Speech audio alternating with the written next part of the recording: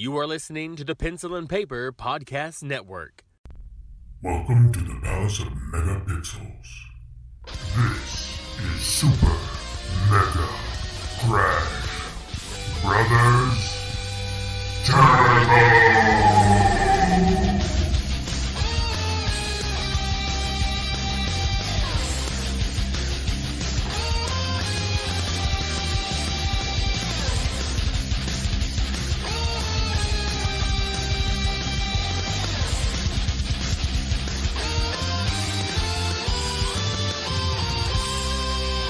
Hello everyone and welcome to Super Mega Crash Brothers Turbo. I'm your host Stephen White, and with me as always is my co-host Lacey Finley. Oh my gosh, happy Monday, happy New Year.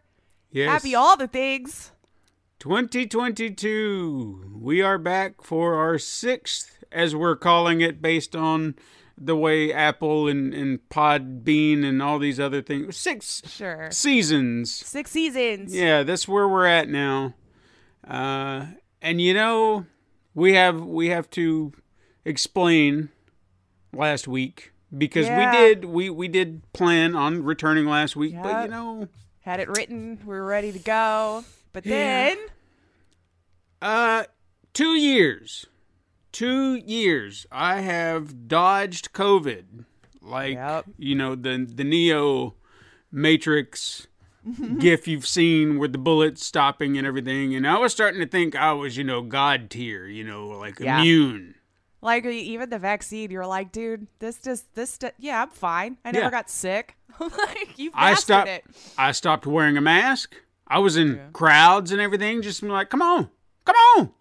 I really hope that's a lie. You're not just doing it. You know, I'm acting like, you can't touch me because I'm vaxxed, I'm boosted. Yeah. Come at me, bro. Yep. Then I get COVID. Yeah. Omicron variant, as I understand it, because I did my research, because it did not make any sense. Because what do you hear? Omicron it's more infectious, but not as, you know, it's milder. It's not as bad. Milder to the vaccinated, they were saying. So yeah. I don't know if that's just like, well, you hear to get us vaxxed or whatever, but yes, it was supposed to be less. You hear those details like that. It was like, it's not that bad. Of course, they were saying that with the Delta, and then the original, it was just like, it's not that bad. It's just like getting sick. Right. You know, even though people are dying in hospital, it's not that bad. Right. Not that bad. Apparently Omicron has 46 mutations, rendering antibodies ineffective. Now, how did I get Omicron? Well, let me tell you, I don't think this was me being arrogant, you know, like I was being, honestly. Yeah. Which, you know, that was just tempting fate. Sure. I honestly believe, because even as I was being kind of, you know, like, oh, you can't touch me, I was still aware of my surroundings and all that. I truly believe that I got COVID from someone at work who decided to use my desk, my workspace, my personal workspace, as their break area on night shift. Because apparently you can't have personal space. Apparently this big break room that they're supposed to use is not good enough anymore. They want a smaller space that they can hide from other people, apparently. And yours just look perfect. Yeah. My desk. And while that may seem paranoid, I further have proof, as far as I'm concerned, that is true, because the office secretary who sits right beside me got it the exact same time.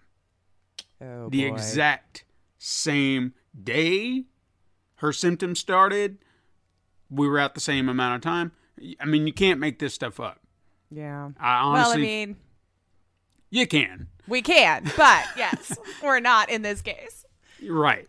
So, to the asshole who probably doesn't listen to our show, but by the off chance that you do, and you're sitting at my desk, I will stomp your ass if I ever find out who you are.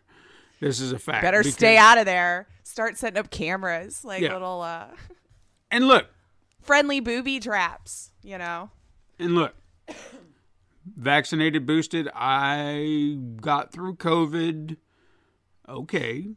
Yeah. It felt like a cold, you know. I mean, I don't want to dismiss any, like, this is my experience. Right. You know, if someone else has had it and they went through hell, I hate it for you. I really do, and I'm hate anybody who catches this mess.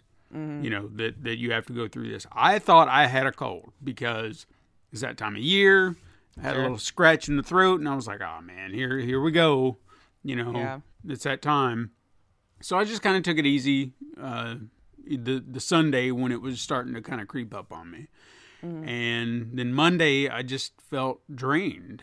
And I was like, all right, well, it's a cold. I'll sleep it off. Tuesday rolls around, and I'm still just not having it. And I was like, man, do I really want to call out of work again a second day for a cold? Yeah. And I thought, all right, one more day. And I was planning on going back to work Wednesday, despite how I was going to feel.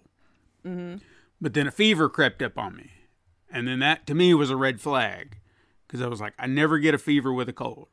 Hardly ever have I ever seen myself with a fever and a cold. And I was like, okay. Plus, there were night sweats I was having. And that was a little oddity, you know, because I was like, night sweats? So the fever, and even talking to you, you were just like, you know, you might want to go get checked. You know, just I had been reading Omicron had been presenting like a cold, and my sister-in-law literally just got it like a week before you said you were feeling kind of poopy, maybe a week or two before, and you guys were describing the same thing.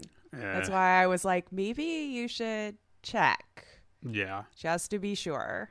And that's kind of where I was. I was just like, all right, you know what? I'll go. If I don't have COVID, if I just have a cold, then I'll deal with it. You know, I'll figure out how to deal with it in my own way or whatever. But sure enough, doctor says, yeah, you got COVID, probably Omicron. And she said, just, you know, you're going to have to stay out of work and do all that mess. Wait till the fever breaks. Yep. And apparently the rules have changed a little bit, because I remember it was like 14 days quarantine, can't do anything, yada, yada. Sure. Yeah. As we've learned more about it, you know, hopefully we would learn better practices. Yeah. It's a new thing, people. So don't be surprised when things change. Just be willing to learn the new information and take it as it comes. But she said, you know, or the note she gave me, it was just like, you know, 5 days quarantine, as long as, like on the 5th day, fever-free, and then you can come out of quarantine but still wear a mask for 5 days after. Sure. And day 5 was supposed to be Friday, and my fever hadn't broken. And I was, you know, if you've had to do quarantine, for those of you who did 14 days...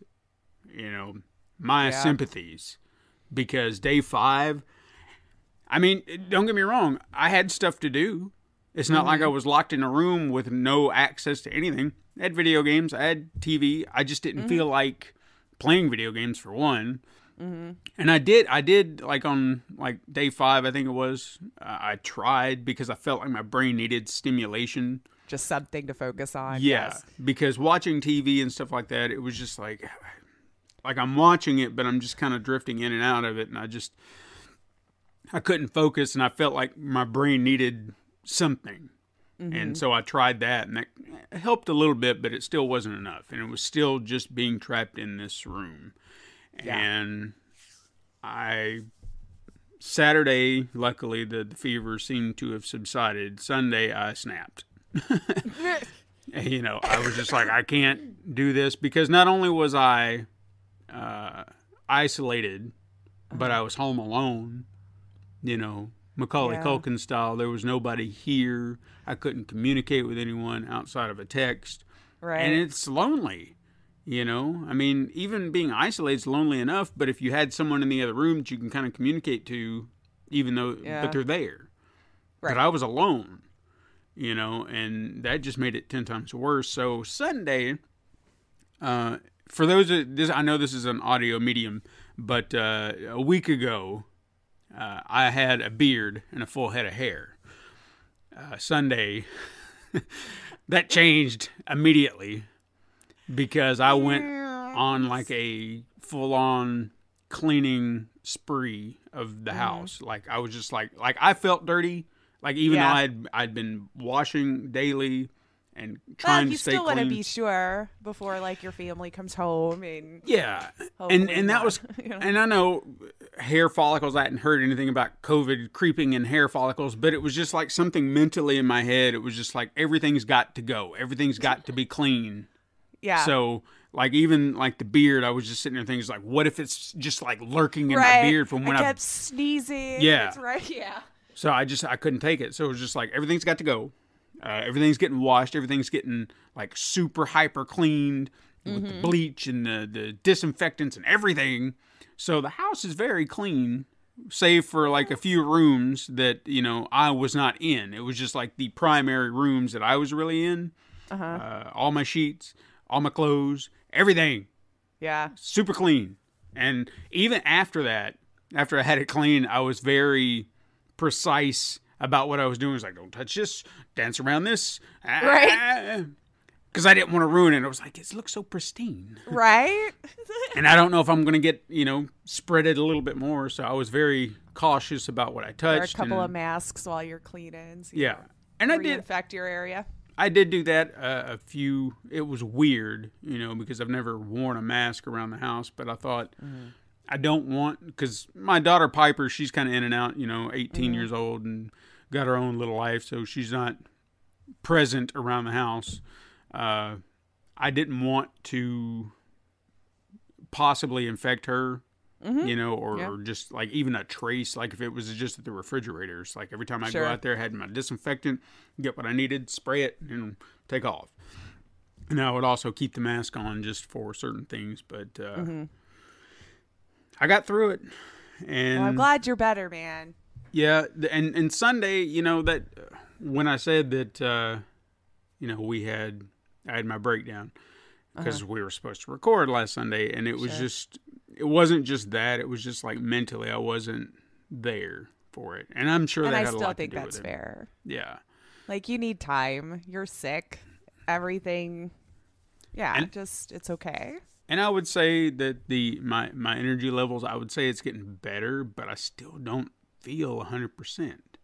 But you've not had any breathing problems or anything, right? That's always my concern with this. I've heard Omicron doesn't, but still Well, what concerns me about it is, people say breathing problems. I've noticed, and I'm not saying this to be like, I do have breathing problems, but I've noticed on occasion deeper breaths a little bit more frequently. Like, it's not like I can't breathe, but I've noticed for the last 2 weeks, I just kind of catch my breath a little deeper. Like, I'm not sure what that is. But the funny thing about it is the doctor did the full workup, the ears, nose, lungs, and all that.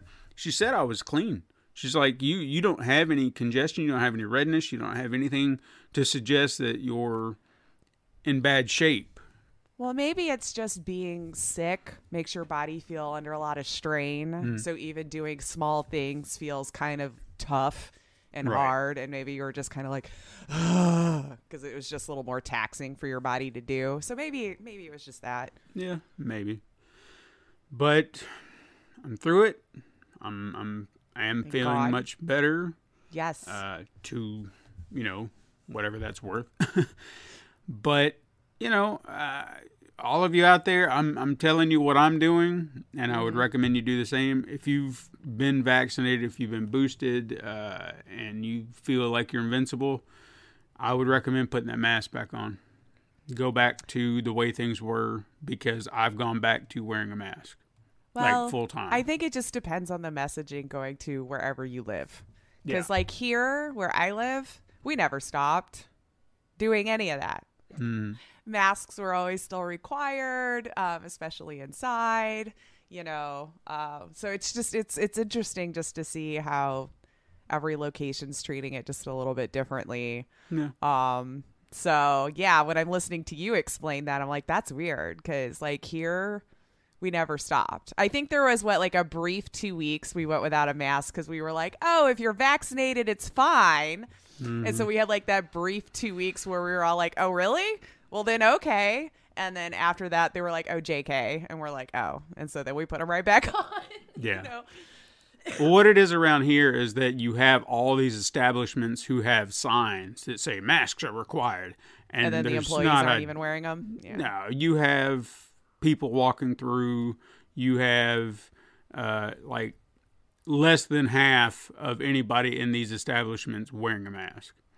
So people don't care. And no, the worst... I know I'm in an unusual situation because like I just traveled over January to go see my sister and went through like Missouri and went through Arkansas and went through Texas and went through all those. Yeah, where I live, it's pretty much an exception.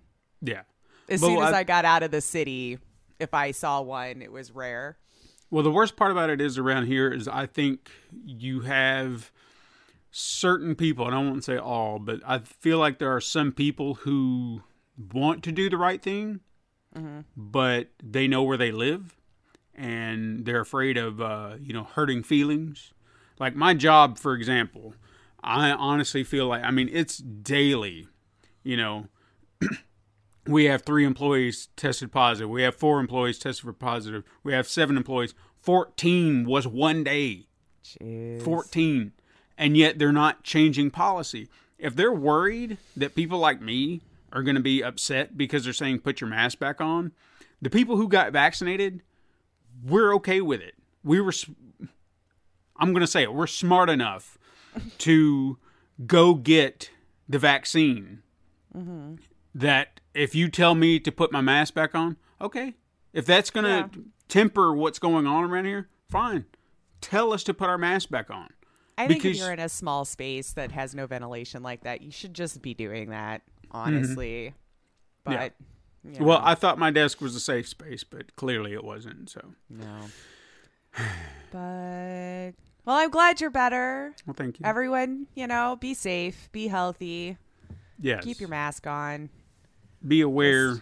Let's try to get this over with already, because I'll admit I'm over it. I'm so over it. I'm so over it. It's been so long.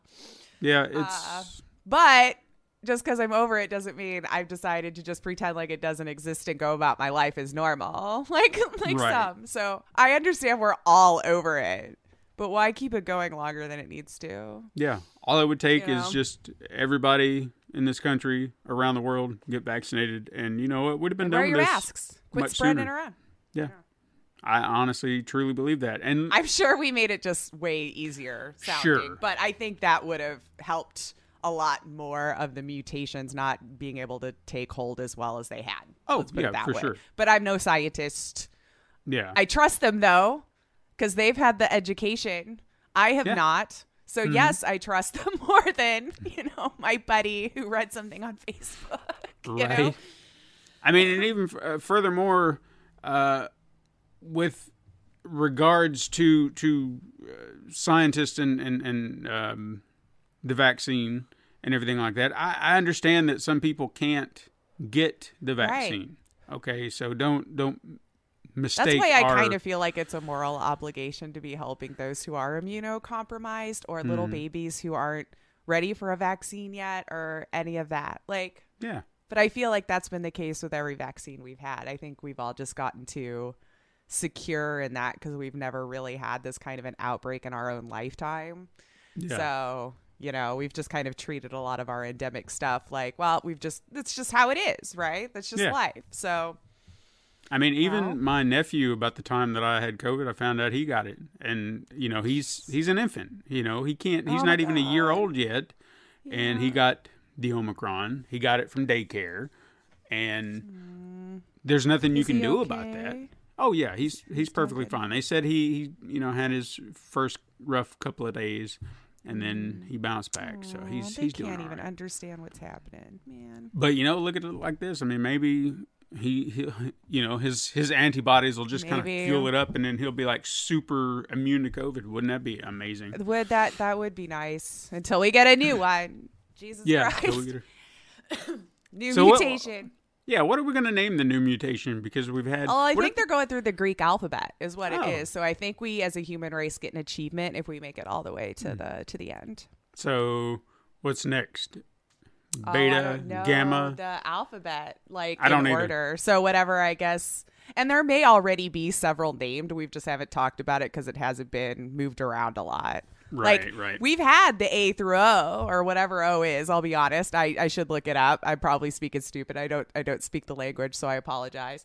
But there's a lot more variants in there we haven't discussed because they just hadn't really done much of nothing. Yeah. You know, like They're just even like, the first one, we were just like it's COVID, and then it was Delta. Well, there was still 4 before that, and then there's a lot of COVID mutations and stuff That's like true. that in the world. Hey, like I said, But- 46 earlier, so Yeah. I think they ran out of letters in the alphabet pretty quick.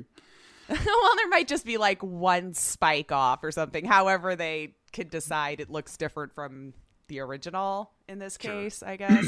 Listen to us, science. Yeah, we are sciencing so hard right now. We're so sciencing, but I'm glad you're better. Well, thank you. I'm going to shift gears. I want to talk about a few things. Just briefly touch on some things that I'm kind of proud of that I've been doing. I think I mentioned early last year before we signed off that I'd been learning ASL. Yes. And I'd been learning Japanese. ASL, I won't say has taken a back seat. I feel like I've focused a little bit more on Japanese because it's gotten a little bit more complex, and I'm still in the early, I guess, lessons, as you would call it. I did not realize, and I know I should have, but oh my God, the amount of words, characters that Japanese has. There was like 45 hiragana, which are characters. Then there was another 35 to 45. Wow. Katakana. Yeah. I knew it's one of the definitely a more complicated language to learn if it's not your first or like most of those because, well, all of it's different. Even the tone, the inflection, the accent to make it sound, like it's a different tone than we have in our language at all, Yeah. And then after you have those, and by the way, keep that in mind, hiragana, katakana, they are essentially two versions of the same vocabulary. So you have one character in hiragana that means one thing, and then you have one character in katakana that means the exact same thing, but they're two different So it might ones. be more specific, huh? It seemed to be like this was old style, this is new style. And Like then slang, maybe? maybe How a little we bit. do it? Yeah, Or- okay. or Well, I'm you- sure any language I say we, like we're the center of the universe. Good God. But Right. yeah, And then- so slang. And then they utilize, I think, katakana. If I'm remembering this correctly, I'm sure someone more educated on the subject might remember better than me, but I'm trying to keep a lot of these lessons in my head. Right. The katakana is used for more proper, more non-Japanese Oh, words. that makes you know? sense because I know they're definitely more respectful, like with classes and things like that in their culture. So that would Yeah. make sense. And then you have what I'm learning now, kanji. Kanji is what we see more than most as far as characters go in,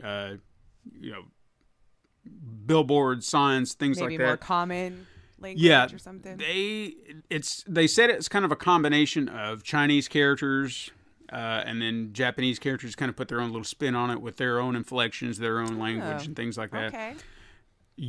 This is what before they started the lesson, they threw this out there, just make you aware. They said to fully read a newspaper in Japan, you would need to know over 2,000 kanji, and I'm like, holy shit. So I've not even scratched the surface. Yeah, no.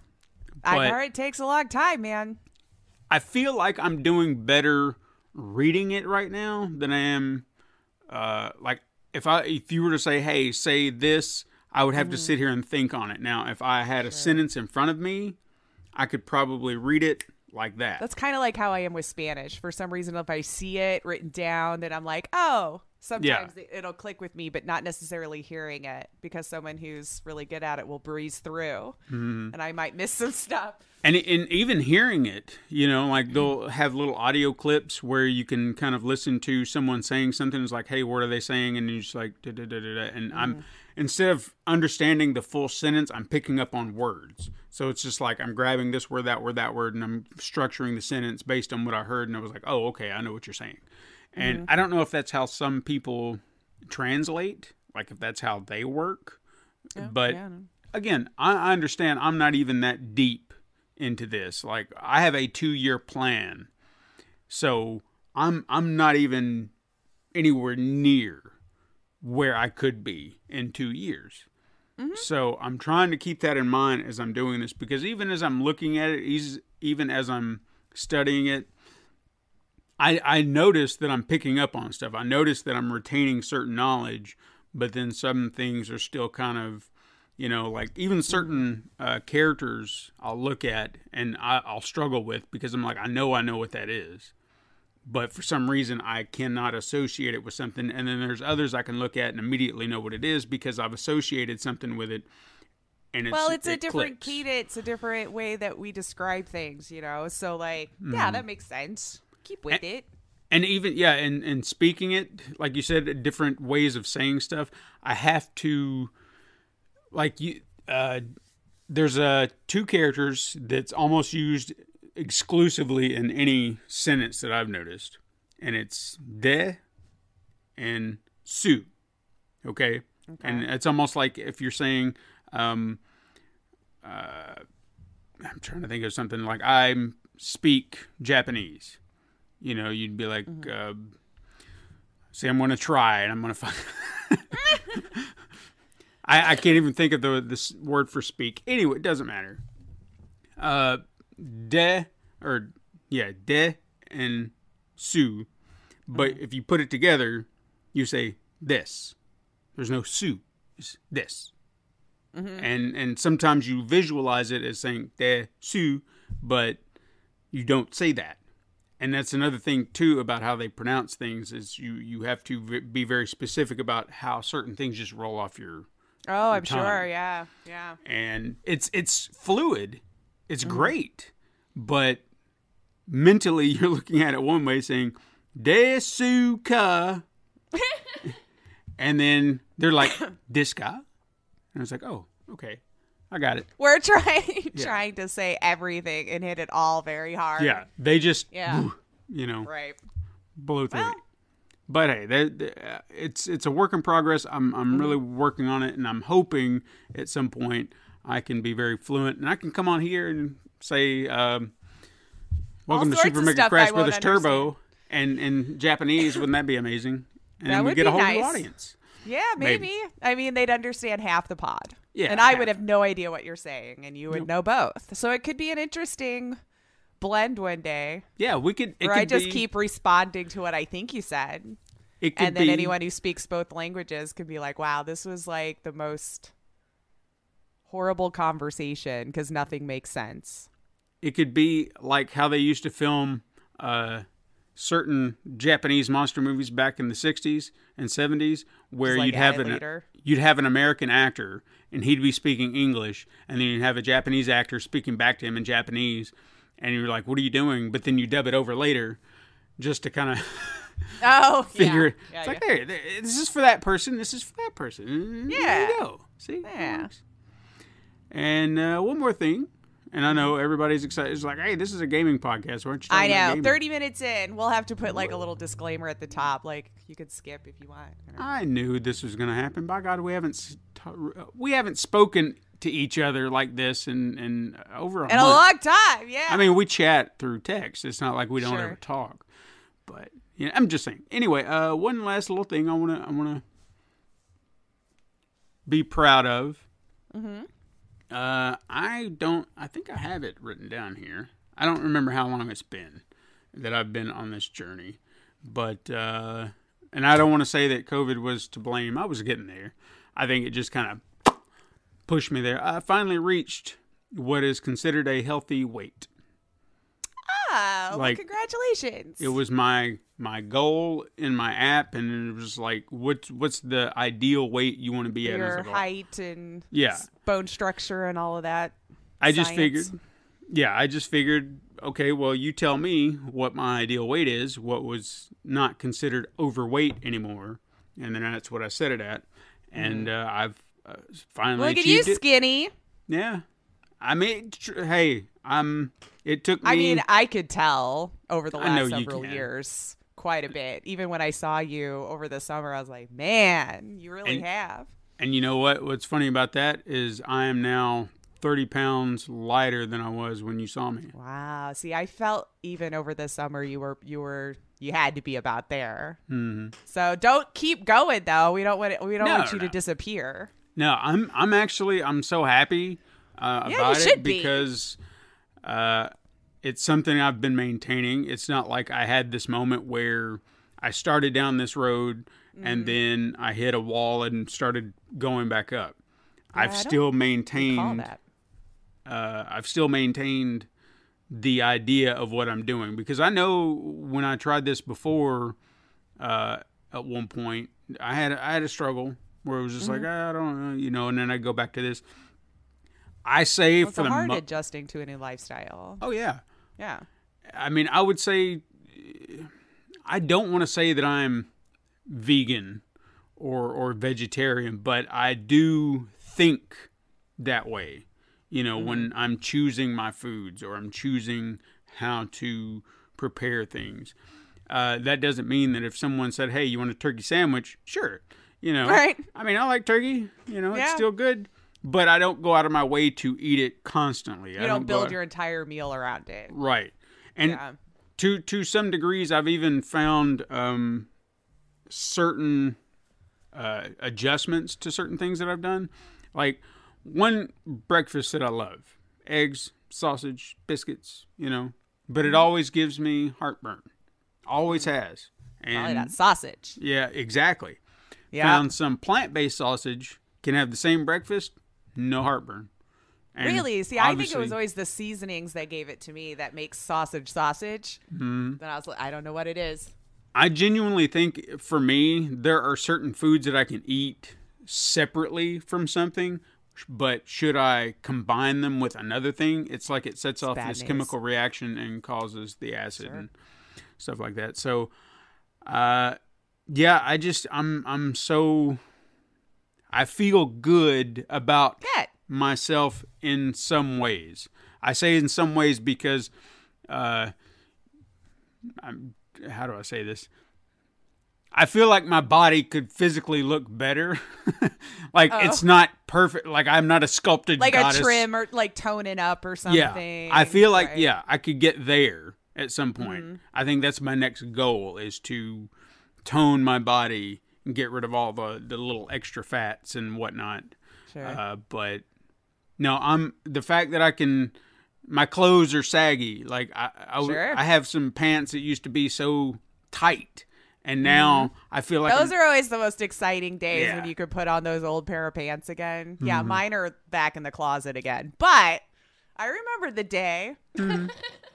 It was nice. But just if you any of you out there have, if you want to do that, if you have a goal in mind to do that, don't sell yourself short on thinking it has to be done within 6 months or something like that. Like I said, I've been working on this for years now. Mm-hmm. I think it was 2019. I feel like that was right. That might be about right. I feel we went to one PAX. 2018. 2018 is when I started, because the Twitch con we went to in San Jose. Pictures. That's when I started down the road for that. Okay. I was going to say the last picture I remember seeing was when we were at the Sam Adams Brewery. Yeah. And I feel that's the last picture I have of us together, where you were still on the heavy side. Mm-hmm. and then it's just gone down since then. Yeah. And that's the odd thing about it, too, is looking at old pictures. Mm-hmm. And your face, for sure. Yeah. It's a huge difference. Even if it wasn't, like, even if I was at a 190, I could just see how much And I used to think that was a good weight for me, you know? Mm-hmm. But now it's just, I'm not saying it's a bad weight. I don't know. I'm happy with this. I'd like to maintain this. I don't want to yo-yo back I think up. you can. Yeah. I haven't seen you ballooning back and forth, so that kind of proves to me that you've been maintaining what you're doing. So just keep up what you're doing, and it sounds like you should be able to keep it off. I think so. I know we'll get older, and you might have to trim some other things off because our bodies betray us, but I think you'll do good. I will say that what I like to do, and this is again something maybe motivation for people who want to try this. Once you find what works best for you, do know that you can have a few days that you can just kind of, you know, do something for you. Because there are times I'll get a craving for something and be like, you know what? No, I want this now. Do it. Yeah. I think that's the biggest downfall is people will allow cheat days and kind of undo their entire week. Yeah. I think if you allow yourself a little bit of a cheat, almost even every day, you're less likely to want to binge on it when you do allow yourself to have it. And don't go nuts. If you want chocolate, go break off a couple of pieces of Hershey bar or something and just have it and then move on. I think that would probably help you maintain instead of constantly making you think it's the enemy, it's the wrong thing and all that. Right. Just allow a little bit. And I'll even say this, and I found this to be kind of interesting, is I had like a moment where I had a craving for something sweet, you know, and I was at the store the other day and I was like, I'm going to get some sweet. You know, I want a little sugar. I haven't had anything sweet in a while. I think I'm deserved a little something sweet, especially after COVID. Right. And I went and looked in the ice cream section and found some dairy-free ice cream, and I thought, all right, I'm gonna grab that pint, and I'm gonna have that because I want some ice cream. I haven't touched it, you know. And by the time you got home, you didn't. Yeah, I was just like it was there, like the craving was there, and then it just kind of, you know, I haven't thought about it since. Good for you. I probably would have there. been diving into it on the drive home. Yeah, I don't know why. It just, you know, it passed. Good for you. Keep in mind. Hey, let's talk about video games. Games? Is that what we do? I don't even know anymore. No, we're going to talk about video games. All of you siblings, if you've listened this long, thank you for sticking around. Thank you. I know. Yeah. It's just sitting around a coffee table chatting with some old friends. Yeah. We needed to get some stuff off our chest, and I wanted to talk about a few things. I wanted to just, I don't know, I needed to talk. And that's fair. Thank you for indulging. What have you been playing? What have I been playing? I will say off the start, though, I've been listening to some of the other podcasts, and I'm going to try my hardest to stop saying like for every freaking thing. I was driving myself nuts. How you all have been listening this whole time with that, I'm impressed. So if you hear me pausing, stopping, my brain is really trying to cut it out. So I'm trying to not, you know, find the real word I should be saying. So if I sound off today, that's why. I've been trying to knock that out. I don't know how I got in that bad of a habit. So it's easy. If it sounds like I'm pausing a lot, I probably am, to try to not make that a filler word anymore. So with that in mind, moving on. What have I been playing? Well, RimWorld has taken over my life, and I'm not sure it's healthy anymore. As a game that you're playing just as a hobby, just as fun, it's almost become my full-time job. So I need to uninstall it and walk away is what I need to do. But I keep getting addicted to just starting a new settlement. I'll get rolled.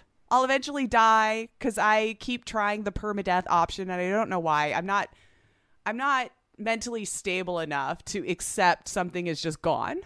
I need to be able to restart. So I really should just play my games with the ability to reload anytime, because I'm one of those garbage people who will try to hurry up and force it close.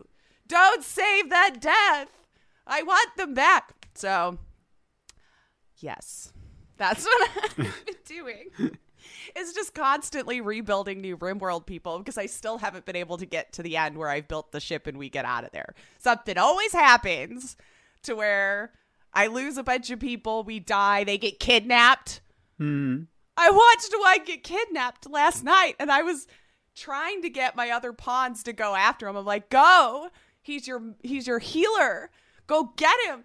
And the stupid thing was just faster than my pawns. It got off the map. Oh my gosh.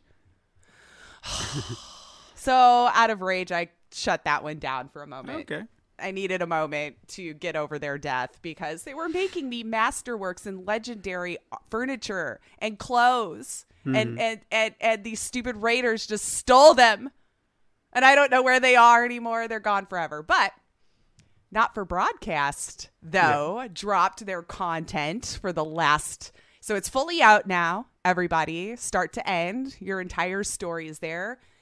It's full release now, so no longer in early access.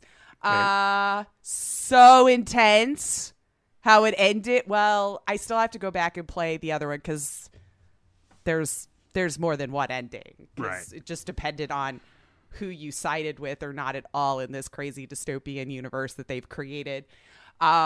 My gosh, though, it is intense. It was so intense.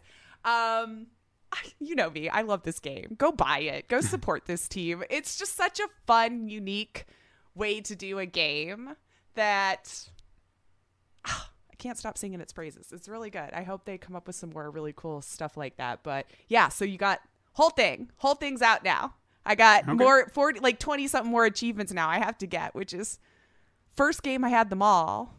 Then they put out new content, put out new achievements, and now I'm behind again. But yeah, so that's been my life. RimWorld, Not for Broadcast, work. I need more hobbies. I mean, it sounds fun. Yeah. Just saying. It's just pitiful. But anyway, what have you been playing over the break? Well, I got into, I don't remember what I was playing before we went on break, but during the break, I'll say this for starters before I get into the other one. During COVID, in my isolation, I discovered a YouTuber by the name of Big Action Bill, and he did these very extensive deep dive documentary style videos about Godzilla movies. And like he did, I mean, these were like some real deep, information that I didn't know about. So I thought it was pretty cool. And so I would lay in bed listening to those, just let them play and just kind of help me get through it. Because of that, it got me into like, Godzilla, I want to watch a Godzilla movie. And then I was like, I want to play Godzilla. So I fired up Godzilla on PlayStation 4 again. Oh, nice. And, there's still a platinum out there that I've been trying to achieve because it was one of those grindy Had to collect a bunch of things or something. You have to max out every monster. And to do that, you have to... Each monster has their own evolution points, so you have to play to earn their evolution points separately. And then there's a separate things that you get, like cells for the monsters that you'll get once you beat a monster. Mm-hmm. So evolving them requires having all the right pieces, all the right amounts of evolution cells and points. Lots of work. Yeah, it was just like, oh my God. So when I had to stop because it was like, I just can't do this. But watching all those, videos, I was just like, I want to play Godzilla. I want to kind of be in there. And weird where we get our inspiration from time to time, whatever. Yeah. So I've been doing that. I'm getting there. I mean, I'd say that I've maxed out a few monsters, but I'm still several monsters away. So I've just been kind of off and on playing it. It's like, what do I have time for? Okay, I'll play this. If I don't have time, or if I'm don't really feel like playing it, I'll just be like, whatever. But I've been playing that, and then rotating that with No Man's Sky. And, oh my God, I'm way back in it, eh? I'm so in it. Like, okay, so I started playing it on the PlayStation 5. I had a file there, and this is what's really messed up about it. I had a file on the PlayStation 5 that I was playing, and then Katrina was watching me play, and she was like, "Oh, I want to play too." So we did like multiplayer, and started playing together and doing stuff, side by side. And at some point we diverged, And I'm in this one system. She's been in another system, but we're still kind of communicating, talking to each other about what we have. We've also been helping each other build our exosuits because we get the drop pod stuff, and it's like if we find one, we drop a beacon or something like that. It's like, hey, I got a drop pod over here if you want to come get it, and then fly over there, grab it, and move along. So we've kind of been building our suits up, which has been awesome because I'm like one slot away from having all my slots for my suit. Nice. But I've spent so much time in the PlayStation 4 that I've forgotten about my PlayStation 5 file. Oh, wow. And so much. Yeah. So if I could roll it over, but I'm afraid that if I do that I can't get it back on the PlayStation 4. You know what I mean? Yeah, this I do not know. It's because I'm sure the PlayStation 5, it runs, smooth. It's gorgeous. I had been playing it in the bedroom on the PlayStation 4, but oh my God, how slow that fucking machine is. Well, now you're so used to the 5. Yeah. And yours was the Pro. I would Yeah. love for you to check out mine. Yeah. We still had the OG. Oh my God. We never upgraded the PS4 from the first version.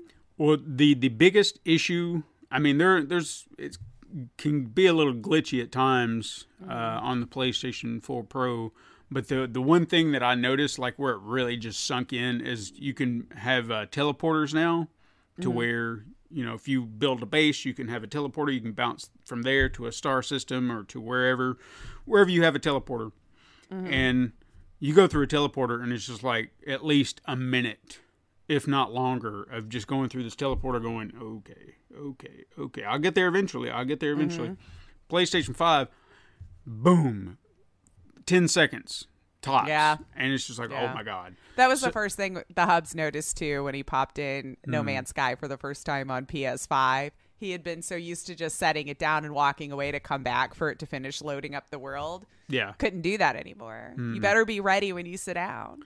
So what I did is I got so, like, once I was free of quarantine, I still wanted to play. So I went to the PlayStation 5, downloaded the PlayStation 4 version of the game, and then just uploaded my file on there through cloud saves. And I was like, all right, I guess I'm just going to play it, the PlayStation 4 version, because I have done so much in that file. It should still load up fast on the 5 though, right? Oh, I mean, yeah. I mean, it's just I'm playing the PlayStation 4 version on the 5, so I have the speed. Gotcha. I'm afraid to roll it over to the PlayStation 5 and then lose that progress. Like, I can't get it back to go on the 4. You know what I mean?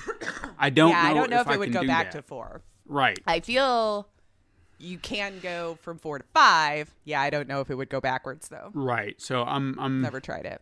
I have committed so much time, and I say like I've been playing it 100 hours. I have not. It's been like 50 at most.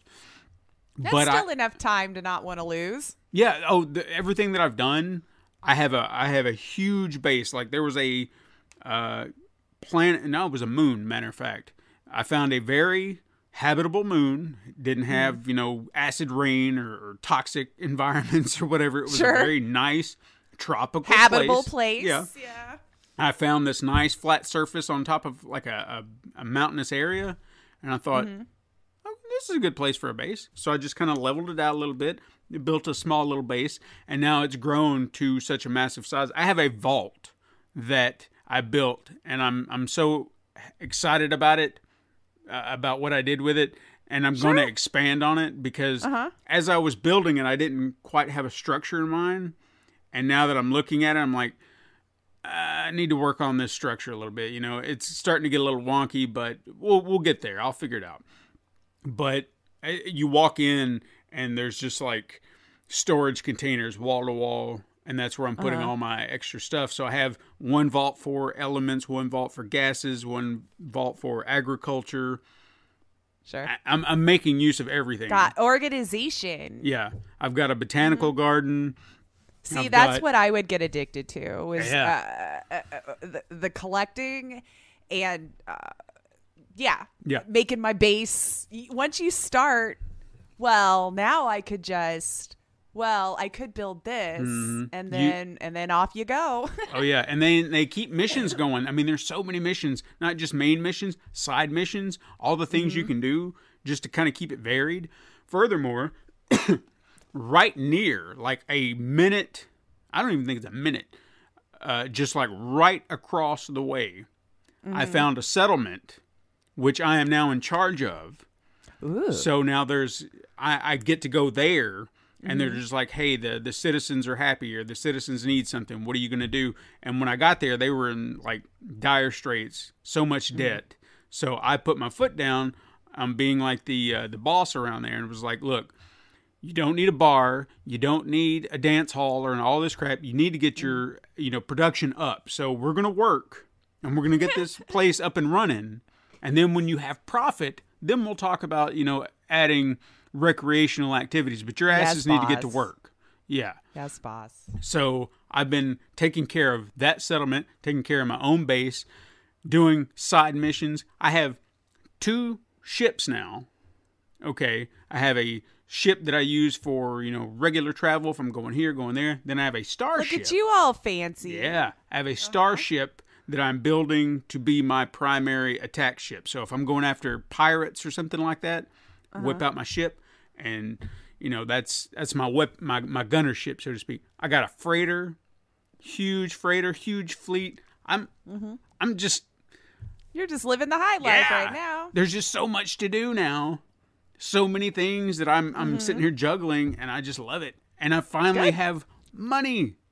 I had damn near 17 million units the other day, and I was like, yeah, I got some money. But what did I do? I went and spent it. Wise investment, mind you. I spent it all on extra frigates, I don't know how to say frigates for my fleet, so that they could go earn me more money. There you go. So I have a racket. Yeah, I have a huge armada right now. So I'm loving it. If anybody out there plays No Man's Sky, or if you've been talking about it, let's join up. Crossplay. There's crossplay now. I don't know if you knew this. I did not. No. We went into the space. There's a place called the Space Anomaly. It's like a hub, and it's where you can buy a lot of extra stuff like base building tools and upgrades for all your tools and suits and whatnot. But while I was in there, I noticed everybody had an icon next to their name. One was like the PlayStation logo. Another was an Xbox controller. One was a little mouse and keyboard kind of looking thing. And I was like, holy crap, crossplay. So look at all of us. Yeah. If you have No Man's Sky, you want to get back into it, you want to play with somebody, I'm your guy. You can come hang out in my base, and I can help you out. There you go. I would love to play with other people. I think it would be fun. Yeah. I don't have a character, but the hubs might. Hey. I don't know that he's finding anything else to do at this point, because I think he has legit maxed and his stuff. I might He's get even there told me eventually. that he doesn't know what to spend money on anymore, but he bought something the other day and then ended up being upset. Oh, bobbleheads. I guess that you can put on your ship eventually. You can collect them or buy them. So since he had money to spend without any real reason to spend it, he thought, I'll collect all of those. And so he got one, and it's there, and it's bobbling around. Well, when he got the other one, it replaced it, and he was pissed because he wanted to have them all lined up. So I think that put a pin in that idea. Okay. Now that he knows he can't just have them all displayed on the dashboard, he no longer cares about collecting all of them. Well, I tell you what I love about how I've all got it set up now is I noticed I have everything kind of close-knit. So everything that I need to worry about, it's all together. Like I said, my base and my settlement are kind of nearby. I can keep my frigate like right up in the sky. So like if I'm standing at my base, I can look up and I can see it. So all I got to do is just hop in my ship and fly straight up, and I can go in my frigate. And that's just amazing. And I finally got, and this is the dumbest thing, because I've been wondering, you've seen those little rovers or exocrafts or whatever, little, cars or whatever they call them. And I don't know what they're called, but I know what you're talking about. Yeah, part of one of their updates, and I kept wondering, I was like, when I get mine? I've had the ability to do it. I just didn't realize it, because all you had to do was build the platform for it, and then boom. And I've had it. I thought I had to do something before I could build it. Kind of like a landing pad for your ship. Okay. Like, I bought one of those, and that's for your ship to come and land on near your base. But I thought this was the same thing. I thought, okay, well, I built that, and then I'll have to figure out how to get a ship or a car or whatever. No, I've had it all, and now I've got a little one, I've got a hovercraft, and I've got this big, gigantic, Colossus-looking tank. Yeah. I'll have to send you pictures of my base because I'm so proud of it. And even then, I was sitting there thinking before I went to bed last night, I was like, you know what? I'm going to tear down that wall, and I'm going to build this, and I'm going to put that there. Right before you're going to bed, Yeah. you're thinking of all the decorations you want to do. I can empathize with that, actually. Yeah. Just trying to figure. I want it to look so much better. Like, it looks good, but it could be better. I know it could look better, so I just need to work. Well, you'll on it. get on that. Yeah. So let's talk about some news for at least the last hour. Right. A little bit. Let me filter through. What do we want to chat about? Well, the big stuff. Big stuff. Well, the big stuff. Man, I feel that's all we get anymore. So since we didn't really get to chat about it, I'm sure you and I have opinions on this. The whole Microsoft buying Activision Blizzard. Yeah. I'm sure everyone's probably fairly caught up now since this news was, at the time of this recording, at least a week or so ago, maybe a week and a half at this point. But I mean, Microsoft just be making it rain in the industry, huh? Right. I mean, we thought their last purchase with ZeniMax was an astronomical number in the billions. And then they go and outdo it by like $60 billion more dollars. Like that. Oop, I did it. I caught myself. So that's nuts. This is going to be so hard to cut out of my vocabulary. Yeah, $69 billion to acquire Activision Blizzard. I mean, there's a lot of moving parts with this, so I think it'll go through, but we're still going to have to wait till next year. Yeah. There's a lot of channels it has to go through beforehand. Do you think, and this is a question that I had, do you think that this deal or this acquisition would have happened had Activision Blizzard not been under scrutiny recently? You know, I was wondering that. I feel that probably helped. And this could be completely my bias of just how garbage I think Bobby Kotick is. I already have that frame of mind, so I don't know that I could find any good reason why he would do it, but I'm sure there's plenty of golden parachutes in place. This might have been the best thing to happen for him altogether. He might end up better for it in the end, honestly. Unfortunately. I don't know if they were wanting to swoop in and help, or if they were just seeing a really good business opportunity due to all the bad PR and thought this could really help them, because this would beef up their Game Pass ridiculously, right? Which, the way you're reading it, supposedly is the big reason we could beef up Game Pass. We'll have all these other studios to put on the shelf along with the 23 others we have, you know. I just want it to be good for the employees. Sure. Them to be listened to, them to get what they're demanding. None of it's unreasonable, not even a little bit. So I'm just hoping that at least in the end, that part of this whole situation will go away.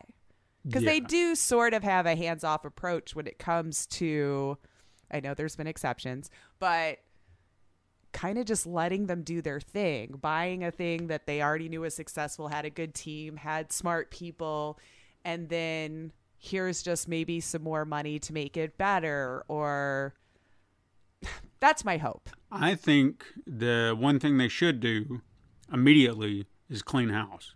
Like, for sure. Anybody who's like Bobby Kotick and all the other garbage people who still have a job there, get them out. Clean house. I hope that's business one on day one, that it's officially Microsoft. Yeah. Like, get new management in there, people that they trust to write this, or to not change how the games are being made, just how the employees are being treated. Right. You know, get rid of the problem areas. Right.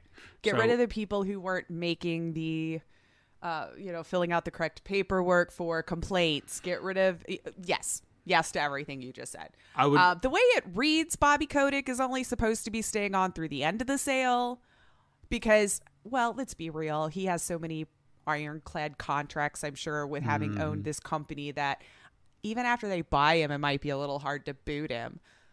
Supposedly, though, he's been coming out and saying he'll just step aside, although he keeps saying, oh, but I'll stay on as long as you think you need me. And in my head, I'm going, we won't need you. Just, it's fine. They don't want you now. No, no one does. So it's okay, Bobby. Just go on about your life and just get out of just let us not see you ever again. Sure. So that's the silver lining I'm hoping that at least comes out of this whole thing. It's just he's gone. It would be very unfortunate that no accountability will probably happen there. But if it means it'll still just be for the greater good of more people, I hate to say it. Sometimes we might just have to accept that. But maybe if he's not attached, it'd be easier to go after him. I don't know. Yeah, I don't maybe. know law and all that. Maybe it would be easier. I don't know. You let me know, siblings. Do we have any law minds out there? Could they finally make him pay his dues when he's not as attached to the company anymore? You know, and I know that one minor complaint, I consider it minor, it might be major for other people, but one complaint that I remember hearing when all this happened was like, well, there goes all these great games that Activision Blizzard and Microsoft's going to put them under a paywall and it's going to be exclusive to Microsoft and Xbox and blah, blah, blah, but blah, my blah. PlayStation. That was what I was saying. Yeah. Me but personally. my Call of Duty. Yeah, me personally, I was sitting there thinking, what do they have that I play? And I thumbed through and I said, nothing. Not a thing. Yeah. So this doesn't affect me at all. A lot of these bigger acquisitions we've seen, I've had no skin in the game. Mm-hmm. Yeah, with Microsoft buying them, I've been fairly PC centric for the 90s. It's been more of a Christmas release over here. PlayStation's putting on PC. Microsoft's grabbing more stuff. I'm starting to sit in a very nice position right now. I had the PlayStation to cover my exclusives, but I may not even need to do that. Yeah, now. So I'm just sitting back here smiling. Everything so far is coming up lace. As far as games go, I'm not trying to say all of this treatment and everything for sure, but as far as the games go, it's more starting to come my way. Yeah. So yeah, looks like June-ish 2023 would probably be the earliest we would hear of anything solid being transferred over to hands. So you got a lot of antitrust laws to go through, a lot of this, that, or the other. So although I still don't, I think it'll go through. I feel like it would. And then for those who were wondering, I do play my Call of Duty and I'm a PlayStation lover. What do? Well, they are honoring contracts, kind of how they did with ZeniMax and Bethesda and all that. Now after that, I don't know. I think they're being a little vague on purpose, probably wanting to crunch numbers, see how much more it could bring to Game Pass and all of this. But yes, if Call of Duty was already saying it was coming out for PlayStation 5, they will be honoring those contracts. So I don't know how many you all have coming out. I feel like there's always a couple a year, but I'm probably wrong. No, that sounds about I right. know there's at least one a year, right? Yeah, at least. I feel like there's a Call of Duty every year. Anyway, speaking of, we also had Raven Software, which is also part of the Activision Blizzard for their QA department. Most of us probably already knew they've been on strike for about 5 or 6 weeks. TLDR following that whole move to Wisconsin and laying off half of the QA test, well, up to 12. I don't know if that department's flooding with hundreds of people. They created their union. We're kind of going to have to wait and see how this is going to shake out. And of course, with the timing of being bought by Microsoft, the timing's probably just a little up in the air. So I don't know what all the legalities of that will be. I feel like you can't get rid of that, but I've never dove in enough to fully understand the laws, and I'm sure every state has their own. So wait and see. I mean, I'm happy for them that it seems like they were able to get at least a little bit of what they were trying to do. And then there was one person, this guy named Alex DuPont, who worked there, who helped lead up part of the protest, or not protest, strike.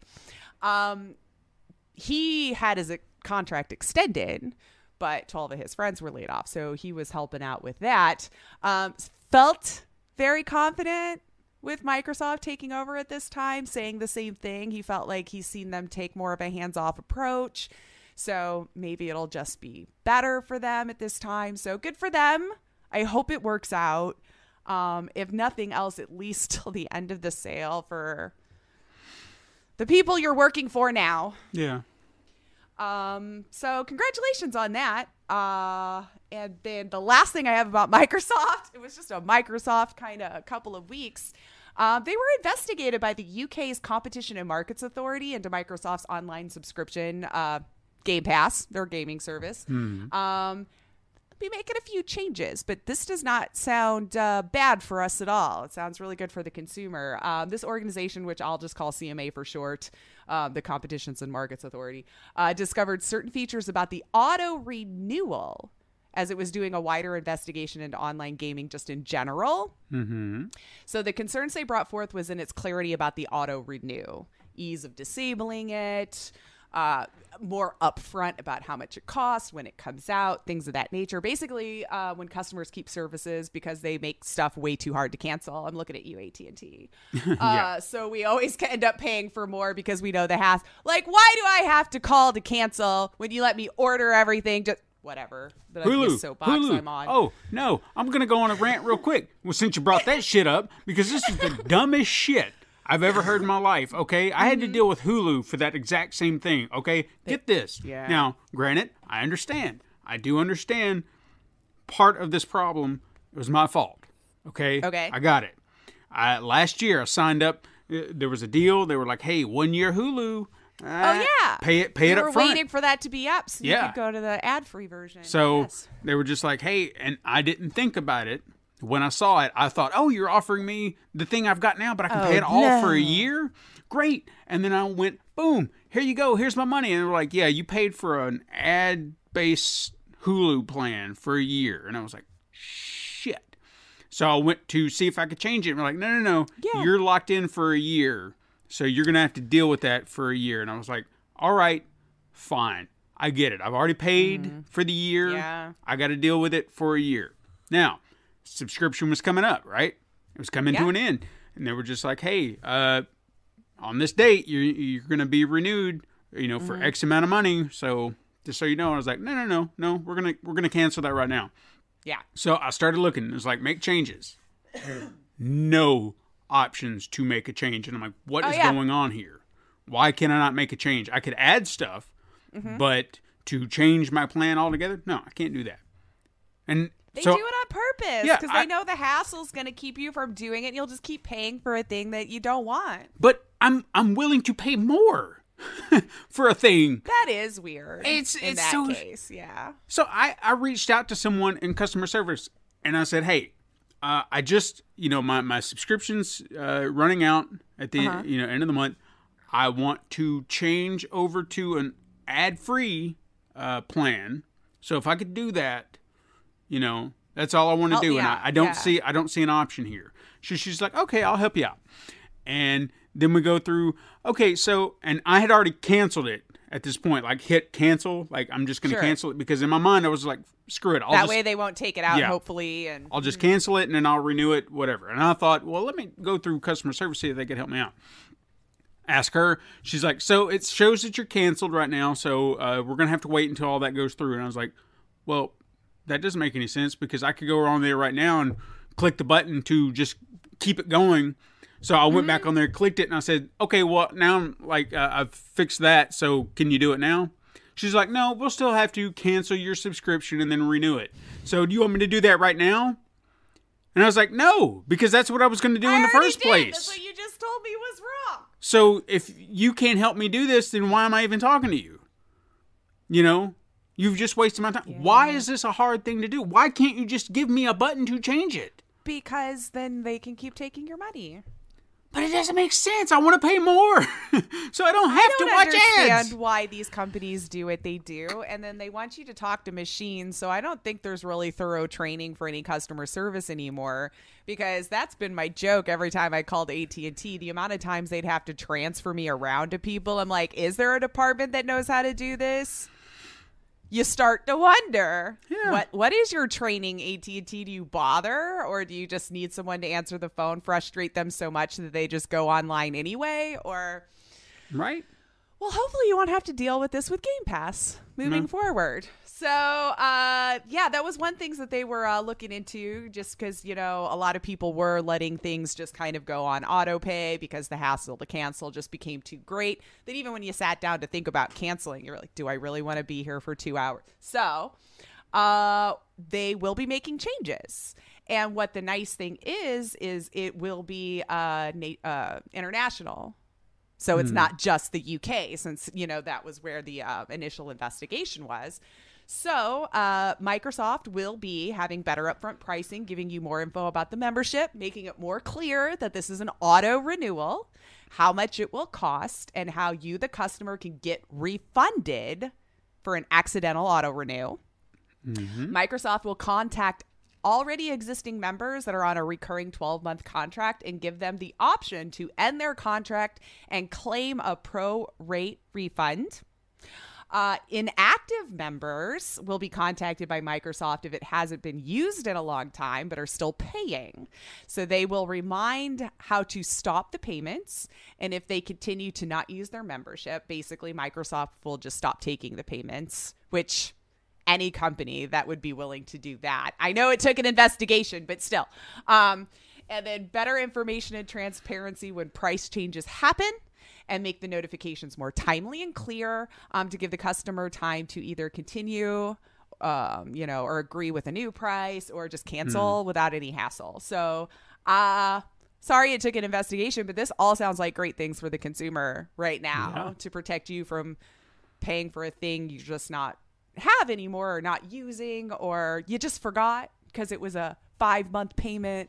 And most people these days, I'm sure, just don't balance checkbooks like they used to. We're not staring at everything coming in and out of our bank accounts anymore, which makes it a lot easier for us to be paying for things right that we don't have anymore. But yeah, so moving forward, sounds good to me. All of those things for the customer. Hey, something a little more fun, maybe more Star Wars. Did you see this? More Star Wars? More Star Wars games. I think as soon as EA was done with their stranglehold on this, they came out. So, I mean, we'd already heard about Quantic Dream with Lucasfilms doing one, along with, and then Ubisoft is doing one as well. But EA isn't stopping. They're making a new one, but it'll be with Respawn again. So they'll be developing at least 3 more, it sounds like. Maybe they'll be good now because there's competition, guys. But I shouldn't say that. People really like Jedi Fallen Order, right? That one went over pretty well. That one was good. So we all know Respawn probably already from Apex Legends or Titanfall. Of course, Fallen Order, I believe, was them as well here. So, they're going to be making a trilogy, collaborating with a newly formed studio, Bit Reactor. Their industry is helmed by Greg Forch. I hope I said that right. Forstch. He was associated with XCOM 2. So it sounds like a Star Wars strategy game. So you got Respawn and the XCOM 2 people. Kind of interested to see how this shakes out, actually. So they'll be working with Lucasfilms as well. I feel I've seen Lucasfilms partnering with all of them that are doing Star Wars this far. So this will be interesting.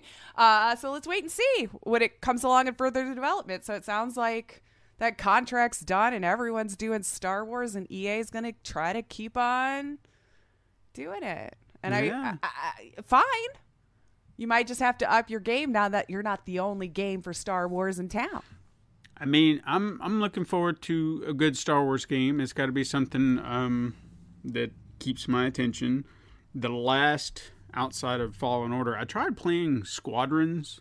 And I think that was the EA game. That multiplayer, like 4v4, like sort of. there's a single player story. I didn't finish it. It has not held my attention for some reason. It was just kind of like, that happens. Not your style of game. And then let me look at the time. I don't want to end on a non-fun story. Well, you know what? I should anyway. It's important. So, Ubisoft, unfortunately, if anybody's been following them, have also been waiting for any kind of answer from their boss overlords about any of the demands that they have made long before we found out about the Activision Blizzard. Insert whatever word you want to use for it here. There was a little bit of a development for their Singapore office that they also had made complaints of a toxic work culture there as well. A Singaporean employment watchdog, I'm not sure how they do everything over there, opened an investigation into the Singapore Ubisoft because, what I just said, toxic work culture, being garbage humans. But they won't actually be taking any action. The Tripartite Alliance for Fair and Progressive Employment Practices opened the investigation last summer after Kotaku published that article detailing a lot of the I have to say alleged issues at Ubisoft based on interviews with the employees past and present. Racial pay disparity was brought up, sexual harassment, and an HR department that allegedly took little to no action when these reports were coming their way. So the TAFEP, the Tripartite Alliance, whatever's going to help us here, shared two things they found. That Ubisoft Singapore has a structured process to remunerate its employees fairly, which does not disadvantage Singaporeans based on nationality or race, which sounds like it might be more of a law in their country to have to deal with, although we're not supposed to be doing that either. And that they found employee salaries were performance-based and therefore were reasonable justifications why there was disparities in certain situations. Based on experience, seniority, things of that nature. According to them, Ubisoft hired their own independent HR firm to review its salary structure. And the studio shared what it found with this agency, the TA, whatever. They also found that Ubisoft Singapore handled the workplace harassment reports it received appropriately, according to this agency, that they have a structured system to manage workplace harassment already in place, and that Ubisoft investigated every report it received. So according to this company's press release, they fully cooperated and in their full investigation thought it actually was a safe, respectful, inclusive, equitable workplace. So maybe that... I don't know. I don't know. That's all I can say. What kind of laws changing? Exactly. So since it's from a different one, hard to believe, though, of course, with everything we've heard out of the other offices, Montreal, blah, blah, blah, and so on and so forth. But I have some quick hits. So Ubisoft, though, I hope you get any kind of answer.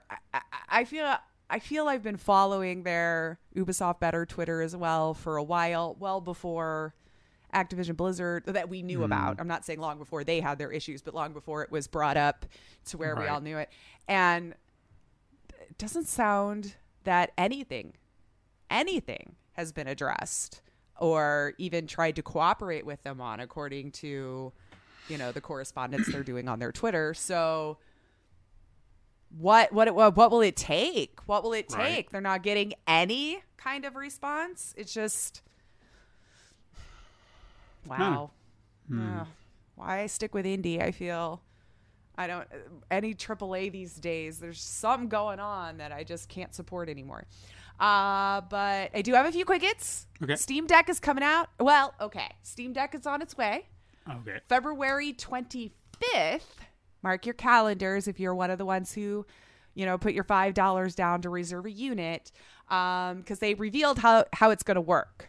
We were all a little curious. So if you were one of the ones who had already placed your reservation, Valve will start sending out emails shortly after 10 a.m. PST on the 25th. Now, They will go to the same email address you ordered from. So had to be through the Steam website because remember, they wanted you to be a member of Steam for a year before they were even going to let you buy it to try to help with all this bot nonsense that's been going on, which accidentally took out some people that had been on there 10 years. But they figured it out. They got it working out. But so you'll get that email and from there, you can go ahead. Just remember, it's a couple extra steps. Your reservation didn't just hand it for you. Now you can go order it. You can only order the one you reserved for. You can't now go in there and change your mind. So whatever you reserved, that's the unit you can order in that email. Now, from there, you will have 3 days, people, to respond and get online to order that. Otherwise, you lose your spot and it'll just go to the next person in queue. So I personally set myself a reminder on my phone to go off on the 25th to check my email because I would totally be the person that date would come and go and I would have forgotten. You know, I rarely check my personal email anymore. It's all garbage. So I rarely even check it now. So you'll have 3 days from the receipt of your email order and make the purchase. So yeah, then your $5 will go towards the purchase price at that point. So the first units should be shipping on the 28th. So 3 days later, February 28th is when they should start shipping. And they say they will ship on a weekly cadence after that. So weekly on a schedule to keep them out till hopefully all of the orders are fulfilled or they run out of product, whatever happens first. So while you wait, you may as well go head over to Steam and check out the list of Steam Deck verified games so you know what you'll be all prepped and ready for on day one.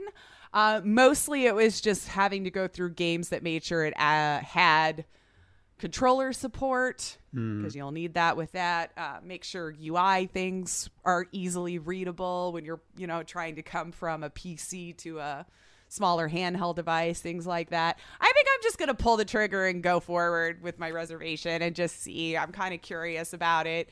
To get to play my PC games on wherever. So, some of them, obviously, maybe not all.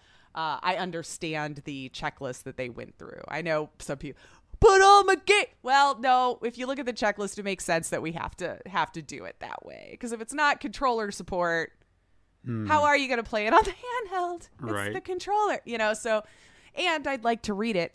Lace is already at the age she's making UI bigger anyway. So we need to make sure I'll be able to read that for sure. Everything's like 1.25 or 1.5 now. I have to blow it up. I'm really surprised they didn't do any kind of touchscreen support. I think there is, but I don't think you can play an entire game that way if it doesn't have controller support. I feel it would be super hard on there. Yeah, I guess.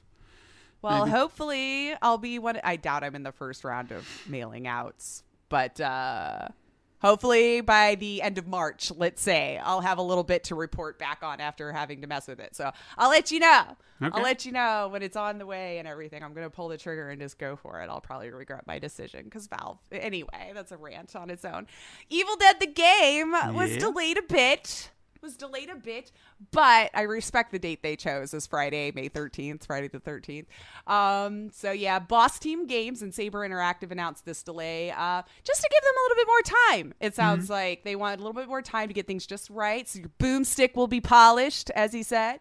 Your boomstick polished, fully loaded, and ready to blast deadites on that Friday the 13th. So, but they did say we should expect a new trailer this month or early next. For it. So maybe to give us a little more of a sneak peek on what they've been working on, changing, polishing, who knows. I'm all for it. Take your time. I hope we've learned our lesson. I still need friends to play with, so let me know. Okay. But still supposed to release across everything. PlayStations, your Xboxes, your Switches, your PC. If you have one of those, you should be good. Yeah. Sega is now officially out of the Japanese arcade business. It's just a little sad that they mentioned it. I feel a few years back we were talking about how a lot of them were wrapping up, closing up, and they were down to maybe one large one. But 50 years later, all the company's remaining arcades will be sold to arcade company Genda Inc., which operates under the Gigo brand. I don't know. I haven't heard of it. I'm sure it's local to there. So we reported this movie was coming back in, I think it was 2020. And I'm sure 2020 didn't help. No. So with any kind of in-person anything. So, yeah, it's still sad. So that last one's closing up. No more over there. No more. You want to hear about a casualty in the same vein? There's a local pizza joint in my town that's closing up shop. Had some of the best damn pizza, because it's all homegrown ingredients and stuff like that. And I was really upset to hear about that because it's not like we ate there all the time, but sometimes still a you small just business. You knew that was putting food on someone's table, a roof over someone's head, maybe a kid through piano. I don't know. Yeah, and you just have like a moment. It's like, you know what? I'm hungry for a pizza. You want to do the pizza joint down the road? Sure. And call it in. Boom. 20 minutes, you got it. And I don't know. That's what I love about this town is there's these little businesses, and that was one of the businesses that I was always proud of around here, and I hate that they're going out of business or that they have. It is a shame. Yeah. Well, I have one last little quickie, and I guess this is just our life now. Atari is now selling NFT loot boxes. So the best of all the worlds. A little gambling with your NFT. I mean, Atari went in on that blockchain business too. 2022 is the 50th anniversary of Atari, which I hope all of us is very aware by now. It is not the same company it was back in the day that you're having nostalgic memories of playing Pong. It's definitely, it was bought and sold a while ago. But they're calling it GFTs, a gift collection. They double as loot boxes. I mean, surprise limited edition gifts. That EA would be proud at the wording of that. The best of all the worlds, you guys. It's a mystery gift that will open up and give you a random NFT. They have given you a nice flow chart for which is the random, the common, and the rare NFTs that they've decided. And yeah, sorry, I shouldn't be biased on this. I guess if you love NFTs, then fantastic. Here's a new opportunity for you. I'm so weary of this whole thing. Yeah. I mean, even Troy Baker. Did you see that? Troy Baker No. was trying to sell voice NFTs or something. He was a little patronizing to his audience and how he tweeted it out, saying that we all could create or hate. And I'm like, come on, man, what's that about? I didn't even know there were voice NFTs until this happened. I had to do a little research on what the hell that even would look like. Doesn't seem like a good thing for creators, even a little bit, actually. And if you know different siblings, please direct me, because it sounds like we've just made it easier to steal someone's voice work and place it out in the world. And then at the end of the day, the creator's really not getting a chunk of that. The more I dove into it, the more I was seeing more creators complaining about their voice being stolen and used on websites they didn't give permission for. Huh. How about that? So that was a little disappointing to read. He did, of course, backtrack and apologize for his wording and everything since then and promised, to go back and do a little bit more looking into it. But yeah, so I guess that's something we're going to have to look out for now, too, is if you're a voice actor, I guess maybe you got to figure out some sort of clause, contract. I don't know how to navigate the internet these days and how to even protect your own work. Yeah. But I guess if you have any legal minds that are keeping your career together, see if there's some way to protect you in this. I'm gonna say something very controversial here. Not necessarily about the NFTs, but I don't think we'll ever get him on the show anyway, so it doesn't matter. I'm starting to think that Troy Baker is kind of an arrogant kind of person. I'm starting to feel like that maybe he is kind of the downfall of the retro replay. Might have been top dog for so long, it's kind of created this. I don't know. I feel people who are very successful in the limelight for a very long time, your attitude does tend to change just because the world is treating you so much differently and gives you this kind of false idea of how everything is. You almost can't blame them, but take a peek out. once in a while and see what the real people are doing. I could You be are in the clouds a absolutely- little bit. I could be absolutely wrong. I know there's a lot of people out there that like him. I love his voice work. He's a great voice actor. I can get it. separate the work from the person, though. I'm pretty good at that. Except for Bill Cosby. We can't do that. I can. Yeah. Are you going to watch that series, by the way? I didn't know there was one. There's a show So- coming on Showtime. W. Kamau Bell is doing a documentary series called Okay. We Need to Talk About Cosby. And Oh, wait, I did see a commercial for that now. Yeah. I clearly hadn't thought about it again since then, so I don't know. I think it's out. It should be out now, I think. I have to look, but I think it's out today or Yeah. yesterday for those of you listening today. Right. Okay.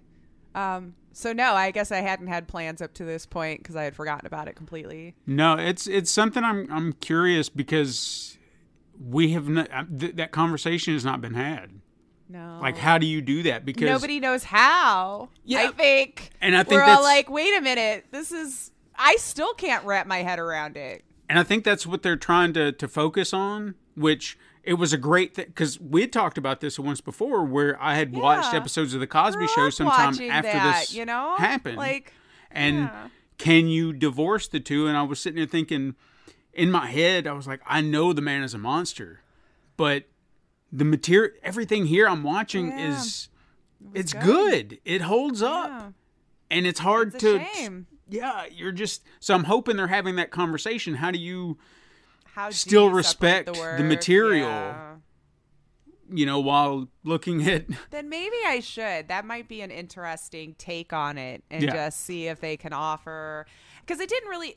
I know we're going off on a tangent again. It didn't really feel like it was for me, if you know Yeah. what I mean. It was more for those that grew up with him as like their idol and really needed a way to compartmentalize this.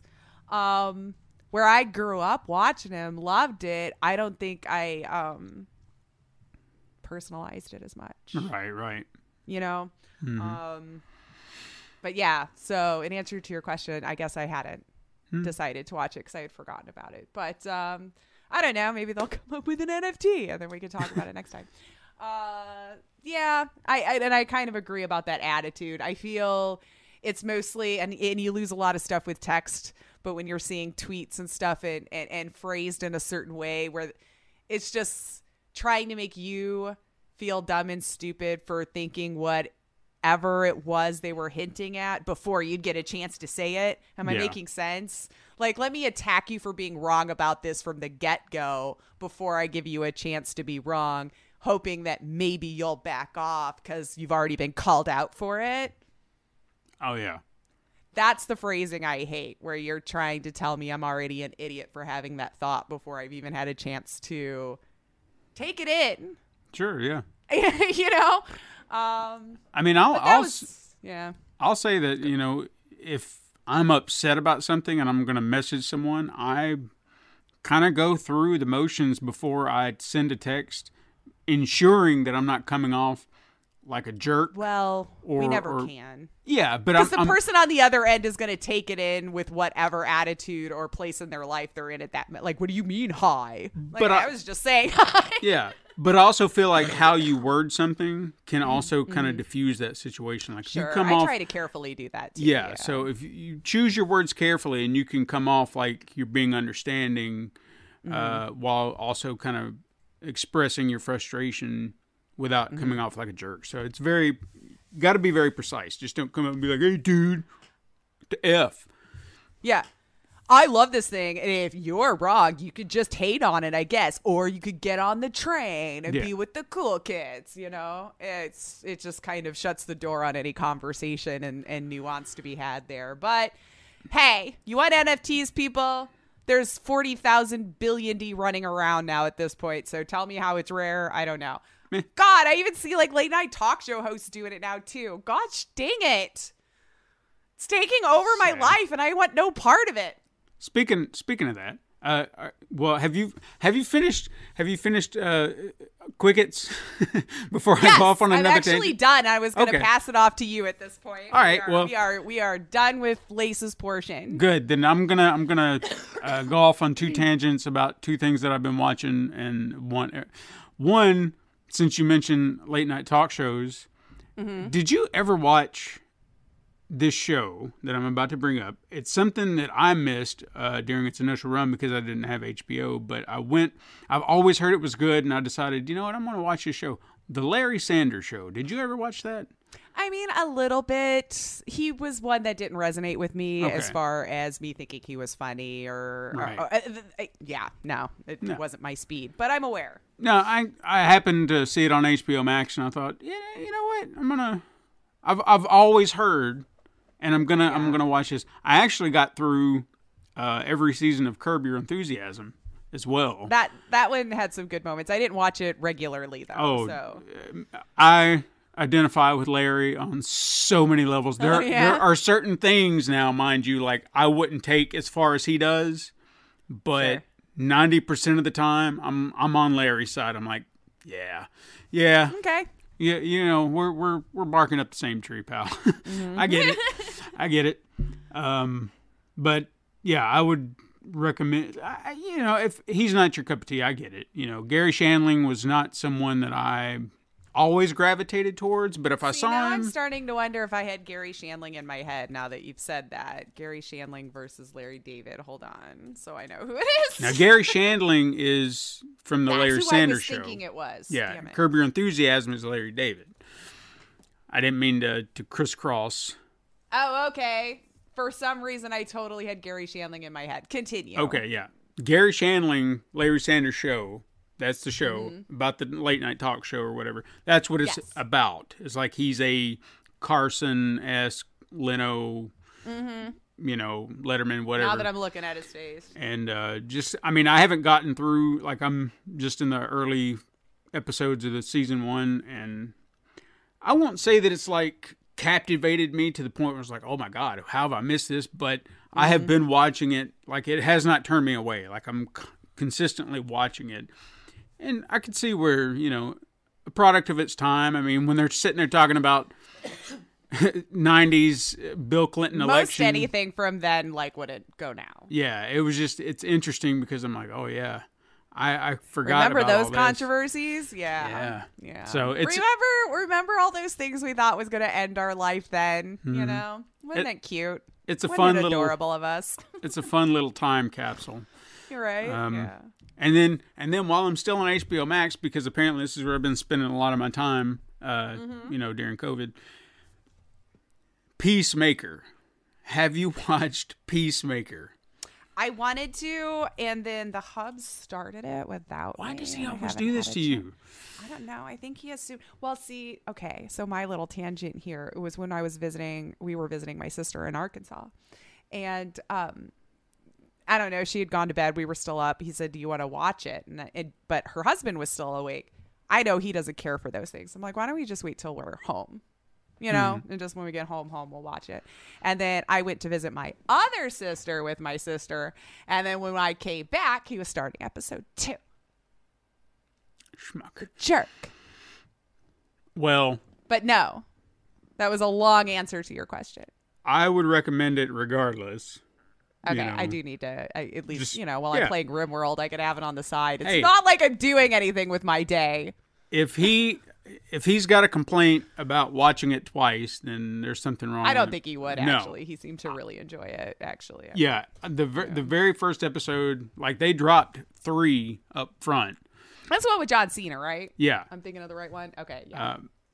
I watched. I mean, the first episode for the 45, 50 minutes that it was on, I was laughing almost nonstop because it was Right. just so good. Yeah, and I just heard so them funny. cackling through episode 2 when I was trying to not watch because I'm like, well, I haven't seen the first one. You guys watched it while I wasn't here, so I was trying to ignore it. Yeah, I would highly recommend it if you're kind of into that. But even if you're not, I mean, I wouldn't say it's like they took some digs, which I really thought was funny. They took some digs at some established characters within you know, like Batman, Aquaman, Superman, stuff like that. Like the opening scene, there was like this back and forth about Aquaman. And it was just, you don't think about these conversations, but yet here's this conversation happening, and it's so funny. You know, you don't have to know the characters. You just know enough of the character to be like, yeah, okay, I can see why this is funny. So it's signaturely James Gunn. Like, he wrote it, like, all 8 episodes, his stamps all over it. So if you like his work, you're going to like this. Okay. So I would highly recommend it if you've got HBO Max. Yeah, I need to. There's actually quite a bit now I need to get started on that just dropped, some new stuff. So yeah. There's so much I'm going to catch up on Hulu now that I've got no ads. I'm telling you, it's going to be a whole new world. Yeah, I've still got to watch, like, Brooklyn Nine-Nine. We started watching that when we were on vacation. Ad-free. I stopped watching it because I was just like, the ads. Oh my God, the ads.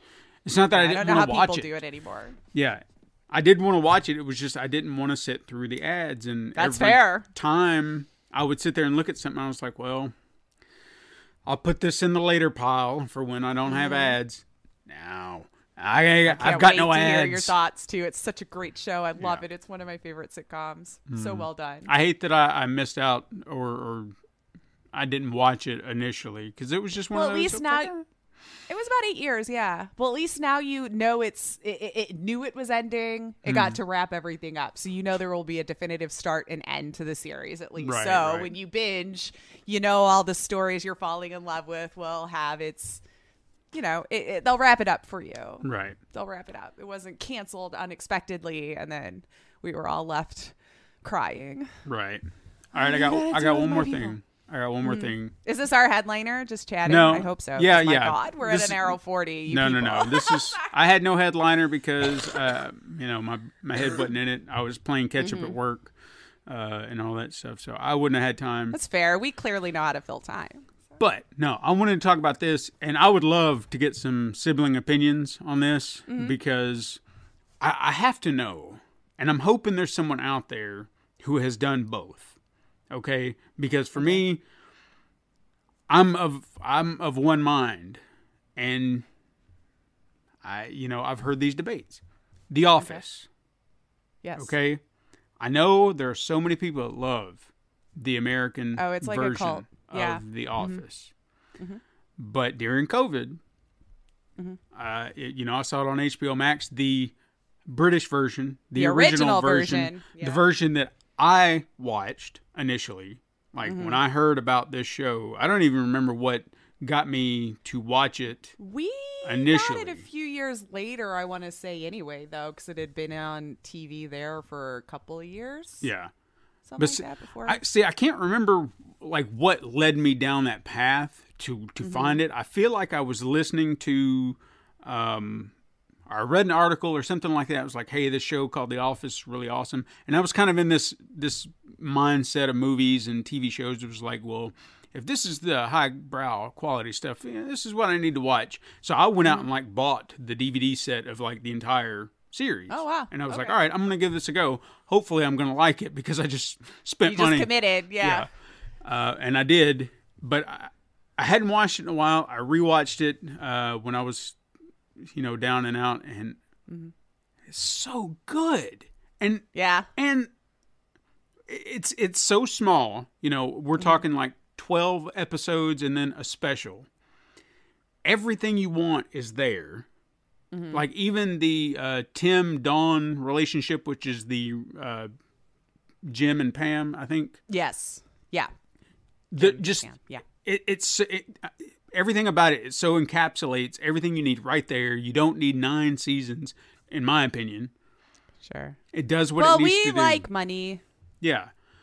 But we'll it was keep just going. It blew my mind because it is impressive that we got that much time out of it, though. For a shorter series. But I tried watching it once, and I couldn't do it because I could not divorce these characters that were characters that I already know. Sure. So they're just like knockoffs. So I want to know from any siblings out there, have you watched both? And can you respect one versus the other, despite how you saw it, because I would imagine watching the British version would be difficult for anyone who watched the American They're a little version. bit more calm, more chill, more what's the word I'm looking for in there? A little more dry, right? In their humor, and us in the States tend to like it the way it looks on its face, a little bit more animated, a little bigger, slapsticky, that we kind of enjoy, I guess, in our humor more. Yeah, I mean, a lot of the stuff they do on there, I mean, Martin Freeman, that's where I first saw him, and the man he is just a comedy genius. I honestly feel like he does not get the respect he deserves, because him in that show, his deadpan, his looks, like the stuff that John Krasinski does, I'm sure is great, but the way Martin Freeman does his, just the glares, the glances, the little glances at the camera, he's just so good. I'll have to go back. I know I watched the first 2 episodes of the British one after it came out here. Very surprised to see that we shot it word for word, almost camera angle for camera angle, the exact same way. That was what was interesting to me. Yeah. The first couple of episodes, exactly the same thing. Mm-hmm. The script was the same, everything. Because I did that with Shameless. I went back and started trying to watch the original Shameless, because it started over there in UK also, and we bought it and put it on here. Again, same thing. It was like the first season was exactly the same. Yeah. It was so interesting, just different actors. I didn't get through that one because once I realized it was the same thing, I was like, well, I already know the story and everything. So yeah. I couldn't really get myself to get into it. But yeah. So I don't know. But yeah, I don't have an opinion on those two. If any siblings out there have done both, or have done the opposite of what I've done, or have done exactly what I've tried to do, I want to hear about it, because I'm curious. Can you appreciate both mediums for what it is? Right. Because I don't want to seem like a gatekeeper, like the British version is the best version because I watched it first. It's not like that. Sometimes the original version is the better version. I'm looking at it from the lens that perhaps whatever they're doing in the British version is something I can appreciate more. Perhaps, like I said, trying to watch a different version of the same thing. The characters just seem like knockoffs to me, even though I understand that they are culturally significant to our culture, hypothetically, because people are going to know our big name people versus theirs or whatever, right? So I don't know. It was still such a great show, and what was funny about it too is I was surprised that I got a little emotional at the end of it, which I don't ever remember doing, but it was just something about that moment, just appreciating it, and I was like, yes, God, I love this show, love it for what it is. But nice. That's all I've got. I think I'm done. I know we have barely talked about video games, siblings, so I apologize. But we'll get back on track. Yeah, it's always hard to focus on the first one back for them. We had to talk about COVID and among other things. So there you go. And I think I did okay. Yeah, with not saying the whole time. I think you did fine. It was struggle. I could feel my brain stopping at a few times. You probably heard the pauses. I'll get better, siblings. I can't believe you all listened to me for that long. I try not to do I was annoying myself. I couldn't even finish a podcast. It's like, wow, when I get excited, that's the only word I throw into how did that get started? It's like saying, I'll probably say a ton now while I'm trying to fill that gap. Well, see that I try to do that myself. That's where my pause kind of comes in, is not to go and It just, when I was listening back to it, I'm not saying I'm a genius by any stretch of the imagination, but it really made me, I thought, sound super stupid. I just couldn't think of anything else to say. So you're like a valley girl. Exactly. And I don't know how it got started, really. I'm sure it was one of those unironic things that I said when I was younger. And then, unfortunately, it became my slang and then in my vocabulary. And then here we are. And I'm going to have to cut it out. Anyway, that's our show. Woo. That's our show. I think I'll just tell you do the same things, our siblings. Go over to Twitter. Hit us up over there at Super Mega Crash. Send an email over to supermegacrash@gmail.com. Go over to Instagram to view the weekly icon art Steven puts time and love into. You can support the show by liking and leaving reviews on your preferred platform. Even going to patreon.com/Pencil and Paper Productions. You can search Pencil and Paper Podcast Network or Super Mega Crash Brothers Turbo wherever you listen to your favorite podcasts. Thank you for listening. I am Lacey Finley. And I'm Stephen White. And you can join us again next time, Super Mega Crash siblings. But until then, game on.